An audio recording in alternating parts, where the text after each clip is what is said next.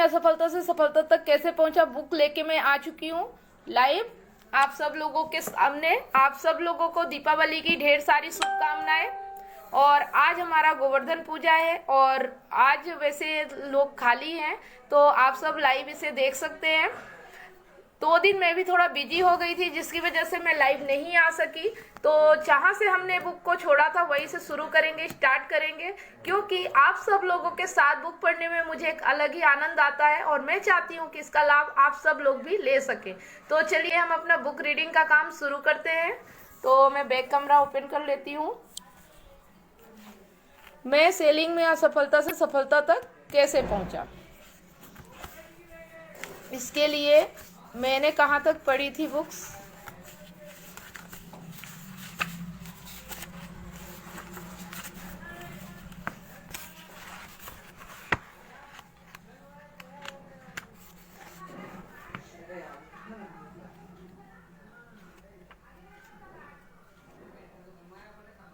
हमने लेसन 11 तक पूरा कर लिया था।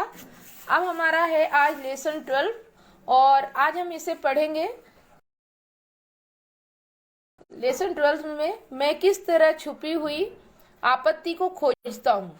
तो परेशानियां हम सभी की लाइफ में आती हैं, ऐसे ही सेलिंग में भी आती हैं।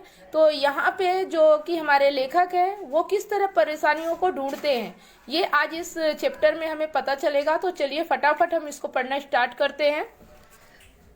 एक बार मैंने 5000 से भी अधिक इंटरव्यूज का रिकॉर्ड रखा ताकि मैं यह पता लगा सकूं कि लोग क्यों खरीदते हैं या क्यों नहीं खरीदते। 62% मामलों में खरीदने के विरोध में बताई गई मौलिक आपत्ति असली कारण नहीं थी। मैंने पाया कि केवल 38% बार संभावित ग्राहक ने मुझे ना खरीदने का असली कारण बताया था। ऐसा क्यों? आखिर क्यों लोग, महत्वपूर्ण लोग जो बाकी हर तरह से ईमानदार थे, सेल्समैनों को गुमराह करते थे और उनसे झूठ बोलते थे? इस बात को समझने में मुझे काफी वक्त लगा। स्वर्गीय जे पियर पांडगन सीनियर इतिहास के सबसे कुशल बिजनेसमैनों में से एक थे। उन्होंने एक कहा था, आदमी के पास कोई भी काम करने के आमतौर पर 2 कारण होते हैं। पहला कारण वह जो कहने सुनने में अच्छा लगता है और दूसरा असली कारण। कई साल तक उन रिकॉर्डों को रखने से मैं यह जान गया कि यह बात पूरी तरह सच है। इसलिए मैंने कोई ऐसा तरीका खोजने के लिए प्रयोग करना शुरू कर दिया ताकि मैं यह पता लगा सकूं कि जो कारण बताया जा रहा था वही असली कारण था या फिर वह कारण सिर्फ कहने सुनने में अच्छा लगता था। आखिरकार मुझे एक छोटा सा आसान वाक्यांश मिल गया जिसमें मुझे चमत्कारी परिणाम दिए और जिनसे मुझे कई हजार डॉलर भी कमा कर दिए। यह रोजमर्रा की बातचीत में बोला जाने वाला एक साधारण सा वाक्यांश है, इसलिए यह इतना अच्छा है वाक्यांश है। इसके अलावा आइए मैं बताऊं कि मैंने इसका प्रयोग किस तरह किया। कई सालों से मैं एक बड़ी कारपेट निर्माता कंपनी को बिजनेस बीमा बेचने की कोशिश कर रहा था जिसके 3 मालिक थे। उनमें से 2 तो बीमा कराने के पक्ष में थे परंतु तीसरा विरोध कर रहा था। वह बूढ़ा था और कुछ हद तक बहरा भी था। हर बार जब मैं इस बारे में बात करता था तो उसकी सुनने की शक्ति अचानक बहुत कम हो जाती थी और वह मेरे कहे हुए किसी शब्द को नहीं समझ पाता था। एक सुबह ब्रेकफास्ट करते समय मैंने अखबार में उसकी अचानक मृत्यु की खबर पढ़ी। स्वाभाविक रूप से यह खबर पढ़ने के बाद मेरा पहला विचार यह था, अब तो मेरा सौदा पक्का ही हुआ समझो। कुछ दिन बाद मैंने कंपनी के प्रेसिडेंट को फोन किया और अपॉइंटमेंट लिया। मैं पहले भी उसके साथ बहुत सा बिजनेस कर चुका था। जब मैं मिल में आया और मुझे उसके ऑफिस में ले जाया गया तो मैंने देखा कि वह उतना खुश नहीं दिख रहा है जितना वह पहले दिखता था। मैं बैठ गया। उसने मेरी तरफ देखा, मैंने उसकी तरफ देखा। आखिरकार उसने कहा, मैं समझ सकता हूँ कि आप यहाँ पर उसी बिजनेस बीमे के बारे में बात करने आए हैं, नहीं क्या? मैंने सिर्फ अपने दांत दिखा दिए परंतु वह बदले में मुस्कुराया तक नहीं। उसने कहा, हम ऐसा कोई बीमा नहीं खरीदने वाले। बाब, क्या आप मुझे बताएंगे कि क्यों? क्योंकि उसने स्पष्ट किया, हमें पैसे का नुकसान हो रहा है। हमारी कंपनी में लाल बत्ती जल चुकी है और यह पूरे साल से जल रही है। इस बीमे को लेने का मतलब है हर साल 8 से 10 हजार डॉलर का खर्च, नहीं क्या? हाँ, मैंने स्वीकार किया। तो हमने फैसला कर लिया है। उसने आगे कहा कि हम अपनी अनिवार्य आवश्यकताओं को छोड़कर और किसी भी चीज पर पैसे खर्च नहीं करेंगे जब तक कि हमें यह विश्वास न हो जाए कि हमारी स्थिति सुधर चुकी है। कुछ मिनट के मौन के बाद मैंने कहा, बाब, इसके अलावा क्या आपके मन में और कुछ भी है? क्या कोई और कारण भी है जिसकी वजह से आप इस प्लान को लेने में हिचकिचा रहे हैं? बाब, उसके मुंह पर हल्की सी मुस्कुराहट थिरक गई। अरे हाँ, मेरे मन में और कुछ भी है। मैं क्या आप मुझे बताएंगे कि वह क्या बात है? बाब, मेरे 2 बेटे, उन्होंने कॉलेज पूरा कर लिया है और अब वे वहाँ काम कर रहे हैं। वे हर दिन 8 से 5 तक मिल में ओवरऑल पहनकर काम करते हैं और उन्हें इसमें मजा आता है। आपको नहीं लगता कि मैं ऐसे प्लान को लेने की मूर्खता करूंगा जिससे मेरी मृत्यु की स्थिति में लोग मेरे हिस्से को बेच दें? नहीं क्या? इससे मेरे बच्चों का क्या होगा? उन्हें लात मारकर निकाला जा सकता है। क्या ऐसा नहीं हो सकता? तो मामला यह था। पहली आपत्ति कहने सुनने में अच्छी लग रही थी। अब जब मैं असली कारण जान गया था तो मेरे पास अवसर था। मैं यह बता सकता था कि उसके लिए बीमा कराना पहले से अधिक जरूरी था। हमने एक प्लान बनाया जिसमें उसके पुत्रों को भी शामिल कर लिया। एक ऐसा प्लान जिसमें उन पुत्रों की स्थिति पूरी तरह सुरक्षित थी, चाहे पहले कोई भी मरे। उस अकेली सेल से मुझे $3,860 मिले। अब सवाल यह है कि मैंने उस व्यक्ति से यह प्रश्न क्यों पूछा? क्या इसलिए क्योंकि मुझे उसकी बात पर भरोसा नहीं था? नहीं, यह बात नहीं थी। उसकी पहली आपत्ति इतनी तार्किक और वास्तविक थी कि मुझे उसकी बात पर संदेह करने का कोई कारण नहीं था। दरअसल मैंने उस पर भरोसा कर लिया था, परंतु वर्षों के अनुभव ने मुझे यह सिखा दिया है कि 2 में से एक बार ऐसा हो सकता है कि सामने वाले के मन में कोई और भी आपत्ति हो। मेरे रिकॉर्ड इस बात को सिद्ध करते हैं। इसीलिए मैंने इस बात की आदत डाल ली कि मैं यह सवाल हमेशा पूछा करता था, सिर्फ एक रूटीन चेकअप की तरह। मुझे याद नहीं है कि कभी किसी ने मेरे इस सवाल का बुरा माना हो।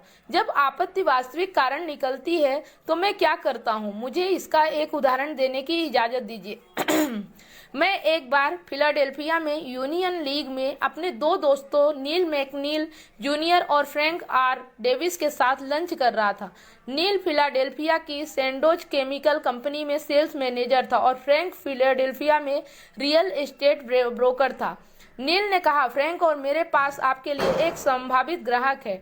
डॉन लीड से कल ही हमसे बीमा खरीदने के बारे में बात कर रहा था। वह काफी पैसे कमा रहा है और आप शायद उसे 50,000 या 1 लाख का बीमा बेच सकते हैं। क्या यह सही नहीं है, फ्रैंक? फ्रैंक डेविस भी ग्राहक को लेकर बहुत उत्साहित लगा। उसने मुझे सलाह दी कि मैं अगली सुबह ही चला जाऊं और उसने कहा, डॉन को यह बताना मत भूलना कि मैंने और नील ने तुम्हें उसके पास भेजा है। अगले दिन 10 बजे मैं फिलाडेल्फिया में पैसाल एवेन्यू में 54वीं सड़क पर मिस्टर लिडेंसे के प्लांट में पहुंचा। वहां बिजली के फिक्सचर का निर्माता था।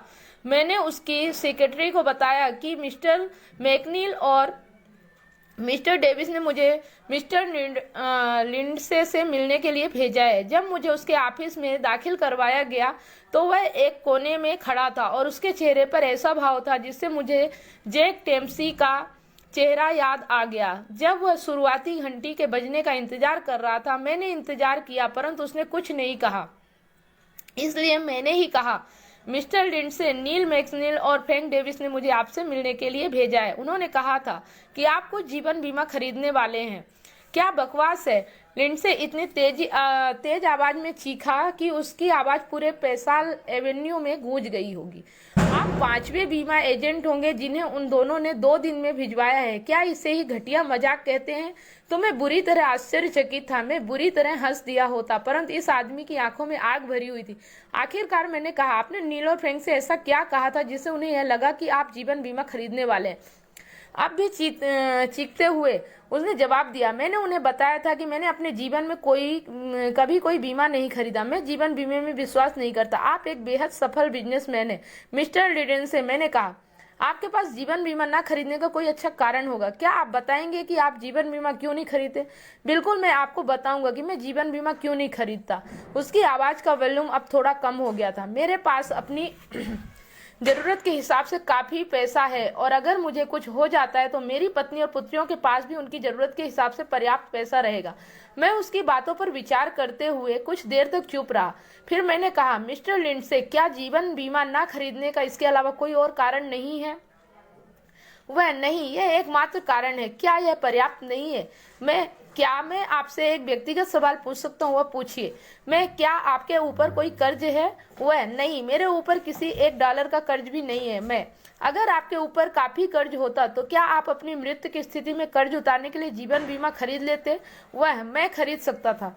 क्या आपको इस बात का एहसास है कि अगर आप आज रात को मर जाएं तो अंकल सैम आपकी जायदाद पर एक बड़ी मार्टगेज अपने आप लगा देंगे और आपकी पत्नी और पुत्रियों को आपकी जायदाद का एक ढेला भी तब मिलेगा जब वे उस मार्टगेज का भुगतान कर दें। मिस्टर लिंडसे ने उस दिन अपनी जिंदगी में पहली बार बीमा खरीदा। अगले दिन मैं लंच पर मैकनील और डेविस से मिला। जब मैंने उन्हें बताया कि लिंडसे ने बीमा खरीद लिया है तो उनका चेहरा देखने लायक था। उन्हें विश्वास ही नहीं हो रहा था। कुछ समय तक तो उन्हें बिल्कुल ही यकीन नहीं हुआ, परंतु जब वे समझ गए कि मैं मजाक नहीं कर रहा था तो उन्हें इस बात में बहुत मजा आया। इसके अलावा क्या आपके मन में कुछ और तो नहीं है? दरअसल एक अतिरिक्त आग्रह है जिससे सामने वाला खुल जाता है और बोलने लगता है। मैं एक असामान्य अनुभव बताकर इसका एक उदाहरण देना चाहता हूँ। फ्लोरिडा के ऑरलैंडो में एक सुबह एक युवा सेल्समैन होटल में मेरे पास एक गंभीर समस्या लेकर आया। 2 साल पहले उसकी न्यूयॉर्क स्थित केमिकल कंपनी ने फ्लोरिडा में अपने सबसे बड़े ग्राहक को रहस्यमय कारण से खो दिया और वे यह जानने में कामयाब नहीं हुए थे कि किस वजह से ग्राहक उनसे दूर हुआ था। उन्होंने बिजनेस को फिर से हासिल करने की हर तरह से कोशिश की। उनका एक वाइस प्रेसिडेंट न्यूयॉर्क से खास तौर पर इसलिए आया, परंतु वह भी कारण जानने में सफल नहीं हुआ।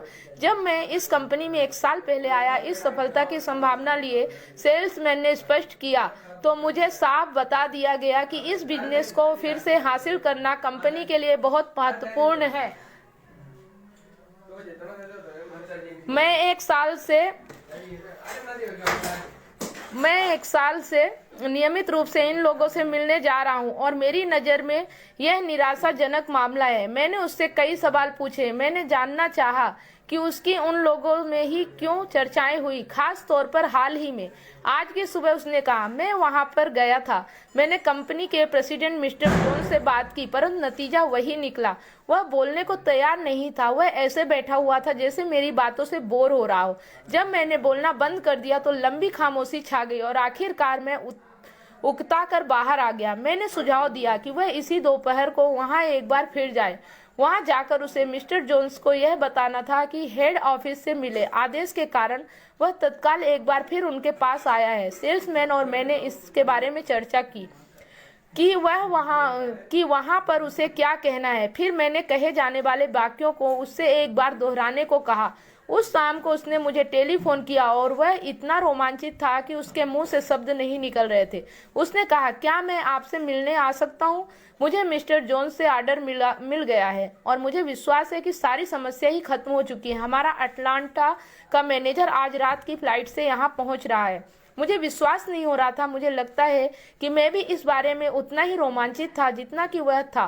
मैंने कहा, आप अभी हाल ही आ जाएं और मुझे इस बारे में विस्तार से बताएं। यह रहा उसके इंटरव्यू का वर्णन। यह इतना आसान लग रहा है, परंतु मुझे अब भी विश्वास नहीं हो रहा।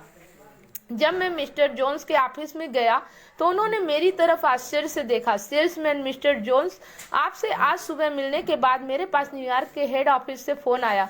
उन्होंने कहा कि मैं आपसे तत्काल मिलूं और सारे तथ्य जान लूं, उस कारण का पता लगा लूं कि हमने आपका बिजनेस क्यों खोया। हमारी कंपनी को विश्वास है कि आपके पास निश्चित रूप से इसका कोई ठोस कारण होगा। हमारी कंपनी के किसी आदमी से किसी न किसी तरह की कोई गलती हुई होगी। क्या आप कृपया मुझे बताएंगे कि हमसे क्या गलती हुई है? मिस्टर जोन्स, मैंने आपको पहले ही बता दिया है। मैंने दूसरी कंपनी को आजमाने का फैसला किया। दूसरी कंपनी पूरी तरह संतोषजनक निकली और इसीलिए अब मैं उस कंपनी को नहीं बदल सकता। सेल्समैन, कुछ पल चुप रहने के बाद, मिस्टर जोन्स, इसके अलावा क्या कोई और कारण नहीं है? क्या आपके मन में कोई और बात नहीं है? कोई जवाब नहीं। सेल्समैन, अगर कोई और बात है और आप हमें वह कारण बता देते हैं और अगर हम उस कारण को उचित स्पष्टीकरण नहीं दे पाते तो आपको यह जानकर अच्छा लगेगा कि आपने हमें स्पष्टीकरण देने का अवसर दिया था। अगर हम आपको यह बता पाए जिससे आपके सामने यह सिद्ध हो जाए कि यह अनजाने से में हुई गलती या भूल है, तो आपको यह जानकर अच्छा लगेगा कि आपने हमें अपनी गलती सुधारने का मौका दिया। क्या यह सही नहीं है मिस्टर जोन्स? वही पुरानी चीज। मिस्टर जोन्स खिड़की में से बाहर देखते रहे, परंतु इस बार मैं चुपचाप बैठा रहा और उनके बोलने का इंतजार करता रहा। उन्होंने काफी समय लिया, परंतु आखिरकार वे बोलने लगे। अच्छा, अगर आप जानना ही चाहते हैं तो मैं आपको बता दूं कि आपकी कंपनी ने हमें बिना सूचना दिए एक विशेष डिस्काउंट बंद कर दिया। जैसे ही मुझे इस बात का पता चला, मैंने आपकी कंपनी से नाता तोड़ लिया। तो यह था असली कारण। इसके बाद यह हुआ। सतर्क युवा सेल्समैन ने जरा भी समय नहीं गंवाया। उसने कृतज्ञतापूर्वक मिस्टर जोन्स को इस जानकारी के लिए धन्यवाद दिया। इसके बाद वह तेजी से नजदीकी पब्लिक टेलीफोन बूथ तक गया और उसने अटलांटा ऑफिस में फोन लगाया। उन्होंने अपने रिकॉर्ड निकाले और फिर न्यूयॉर्क ऑफिस में फोन किया।